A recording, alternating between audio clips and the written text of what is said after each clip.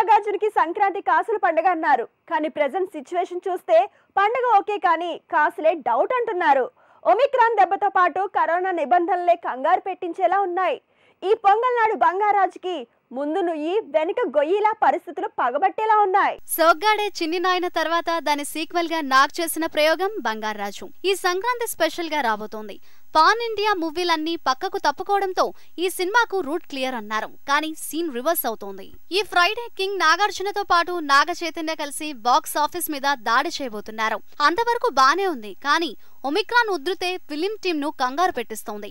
Already ఏపీలో 50% ఆక్యుపెన్సీతో థియేటర్లు నడిస్తే సగం వసూళ్లు పోయినట్లే అంటున్నారు. 50% ఆక్యుపెన్సీతో పాటు నైట్ కర్ఫ్యూ అంటే సెకండ్ షోకి ఛాన్స్ ఉండదు.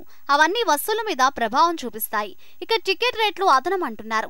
ఇలాంటి టైంలో హీరో సినిమాలో మహేష్ గెస్ట్ అనడంతో లెక్కలు మారుతున్నాయి. మెగాస్టార్ అల్లుడు కళ్యాణ్ దేవ్ మూవీ సూపర్ మచ్చి, దిల్ రాజు ఫ్యామిలీ నుంచి రౌడీ బాయ్స్ మూవీతో వారసుడు రాబోతుండడం ఇవన్నీ బంగారాజు వసూలకు షాక్ ఇచ్చేవి.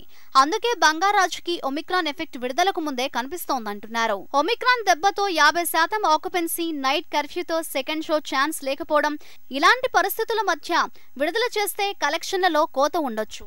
విడుదల చేయకపోతే రాబోయే మిగతా మూవీల వల్ల మరో 6 నెలల వరకు రిలీజ్ ఛాన్స్ ఉండకపోవచ్చు.